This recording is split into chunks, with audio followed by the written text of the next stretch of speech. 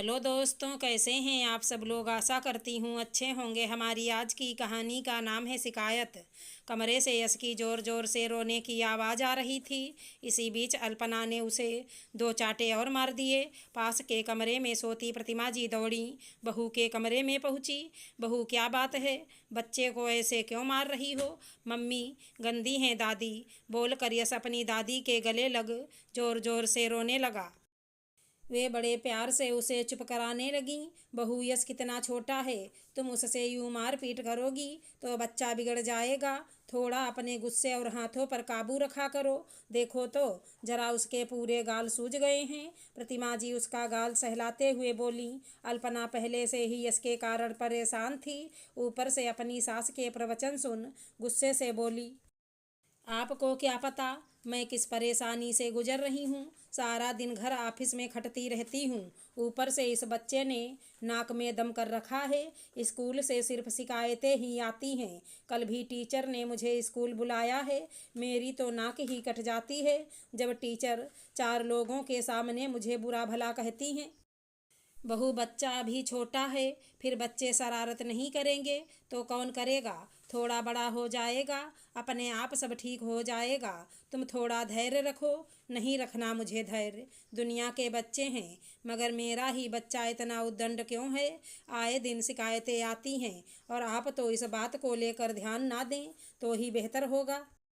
और मेरे बच्चे से दूर ही रहा कीजिए। ऐसा ना हो ज़्यादा लाड़ प्यार में आप उसे बिगाड़ दें। माँ जी, जब मुझे आपकी ज़रूरत थी तब तो आप आए नहीं।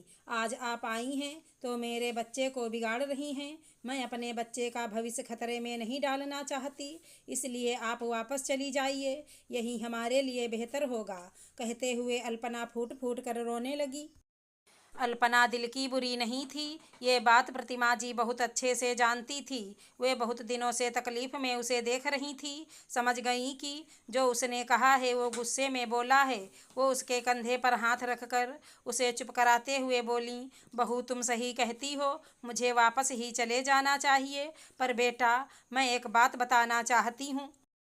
तुम्हारे बाबूजी को शहर का हवा पानी पसंद नहीं था। दूसरा, वे अपने बेटा बहू के हाथों अपना स्वाभिमान कुचलना नहीं चाहते थे, इसीलिए वे यहाँ ना खुद आते ना मुझे आने देते। अब भगवान की लीला देखो, खुद मुझे अकेला छोड़ गए और मुझे अपनी बहू बेटे का अपराधी बना गए। अब तो मुझे उसी बेटा बहू के घर रहना पड़ेगा जहाँ मैंने बुराइयाँ मोल ली।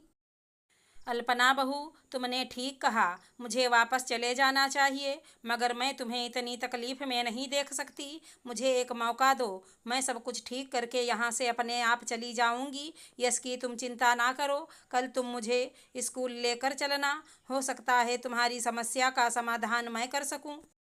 अगले दिन सास बहू स्कूल पहुंची। क्लास के बाहर खड़ी ही थी कि देखा कई पेरेंट्स टीचर के साथ बहस कर रहे थे। किसी को शिकायत थी टीचर अच्छे से नहीं पढ़ाती, तो कोई कह रहा था आपने मेरे बच्चे पर हाथ कैसे उठाया। एक मोहतरमा तो बोल पड़ी, आपको जब बच्चे संभालना नहीं आते थे तो टीचर ही क्यों बनी। बेचारी निशा टीचर सारे अभिभावकों को जवाब तो दे रही थी, मगर उसके खुद के आत्मसम्मान को कितनी ठेस पहुंच रही थी, उसकी आंखों में देखकर पता चल रहा था। सारे अभिभावक इल्ज़ाम तो लगा रहे थे, मगर खुद के बच्चे भी कितने शैतान हैं, ये सुनना नहीं चाहते थे। अरे मैडम, आपके भरोसे हम स्कूल में छोड़ते हैं, क्लास में बच्चे क्या करते हैं ये आपकी जिम्मेदारी है। हम यहाँ आकर थोड़े ही ना उनको डांट सकते हैं, आप अपने हिसाब से हैंडल कीजिए। एक माँ जोर से चिल्लाई। तब प्रतिमा जी से रहा ना गया और बोली, ये टीचर बच्चों की गुरु हैं, गुरु बिना मिले ना ज्ञान। किसी ने आपको बताया नहीं, और आपको पता है आप जिस तरह से बच्चों के गुरु से बात कर रहे हैं, यही सब कुछ आपके बच्चे देख रहे हैं, इसीलिए तो उनके अंदर आपके प्रति, ना शिक्षक के प्रति आदर सम्मान आता है। बच्चे देख लेते हैं कि आप खुद टीचर से कितनी ज़ोर से बात कर रही हैं, उसे लगता है कल माँ और टीचर खुद ही लड़ेंगे, इसलिए वे भी क्लास में लड़ते हैं, क्योंकि बच्चे बड़ों को देख कर ही सीखते हैं। उनसे शांति सभ्यता से बात कीजिए। फिर देखिए रास्ते अपने आप निकल आएंगे। सभी को अब अपनी गलती समझ में आई और उन्होंने टीचर से माफ़ी मांगी। उसके बाद निशा टीचर से प्रतिमा जी और अल्पना ने यश के बारे में बात की तो पता चला वो बच्चों के साथ मारपीट करता है, खेलते समय धक्का मुक्की करके उन्हें गिरा देता है और पढ़ने में भी कमज़ोर है। हिंदी और गणित तो उसकी समझ से बाहर है। जहाँ बाकी बच्चे आसानी से पढ़ लेते हैं उसे शब्द और अंक समझ में नहीं आते। इसी वजह से क्लास में भी वह रोता रहता है। घर पर लौटकर प्रतिमा जी बोली, बहू मुझे समझ में आ रहा है समस्या क्या है। एक काम करो, कुछ दिन तुम मेरे बताए रास्ते पर चलो, सुधार हो तो चलती रहना वरना कोई दूसरा रास्ता देखेंगे। शाम को अल्पना सोते हुए यश को खींचते हुए उठा रही थी। उठो, ट्यूशन जाना है, पढ़ाई करनी है कि नहीं या सोते ही रहोगी। वो गुस्से से चिल्ला रही थी कि प्रतिमा जी बोली, बहू सोने दो उसे। माँ जी ट्यूशन तो जाना पड़ेगा, एग्जाम आ रहे हैं, पढ़ेगा नहीं तो कैसे चलेगा। तुम कुछ दिन उसका ट्यूशन बंद कर दो और जो पढ़ाना है मैं और तुम मिलकर पढ़ाएंगे। अपनी सास की बात सुन चुप हो गई। शाम को प्रतिमा जी यश को घुमाने मंदिर लेकर गईं। दोनों दादी पोते ने बहुत मज़े करे। घर पर आकर यश ने खाना खाया। खाना खिलाते हुए प्रतिमा जी बोली, हमने कितने मज़े किए, तुम्हें मज़ा आया। हाँ दादी, मुझे बहुत मज़ा आया। चलो तुम अपनी हिंदी की किताब उठा लाओ। नहीं दादी, मुझे नहीं पढ़ना। मत पढ़ना, मैं पढ़ लूँगी। और अगर तुमने मेरी बात मानी तो मैं तुम्हें अच्छी अच्छी कहानियाँ भी सुनाऊँगी। तुम्हें रोज़ घुमाने ले चलूँगी और आज तुम मेरे साथ ही सोना। ठीक है दादी, बोल यश अपनी कुछ किताबें उनके कमरे में ले आया। दोनों दादी पोते का यह नियम कुछ महीने तक लगातार चलता रहा। अब यश के स्कूल से उसकी कोई शिकायत नहीं आ रही थी। पढ़ाई में भी निशा टीचर उसके इम्प्रूवमेंट की बात बोल रही थी। ये सुन अल्पना को बहुत अच्छा लगा। बच्चे की जिम्मेदारी बंटते ही अल्पना ने भी चिड़चिड़ाना कम कर दिया था। अब वह पहले से ज़्यादा खुश रहने लगी थी। यश खुद से पढ़ने के लिए बोलने लगा।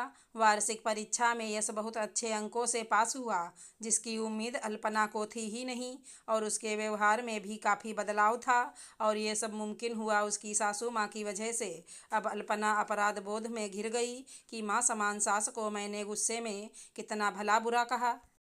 साथ में उन्हें घर से चले जाने को भी बोला, मगर घर में बड़ों का साया तो उस छत की तरह होता है जो कितने भी आंधी तूफान आए उसकी छत्र छाया में रहने वालों को हर मुश्किल से बचाता है।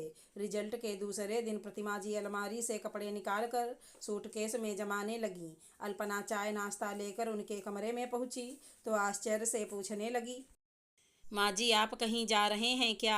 हाँ बेटा, मेरी जिम्मेदारी पूरी हो गई। यश को मैं सही रास्ता दिखा पाई। अब तुम आराम से यश को संभाल सकती हो और मैं गांव वापस लौट सुकून से यह सोचकर रह सकूंगी कि कभी मुझसे कुछ गलती हुई उसका पश्चाताप मैंने अच्छे से किया। आप ये कैसी बात करती हैं माँ जी? मुझसे बहुत बड़ी भूल हुई। मुझे आपसे इस तरह से बात नहीं करनी चाहिए थी।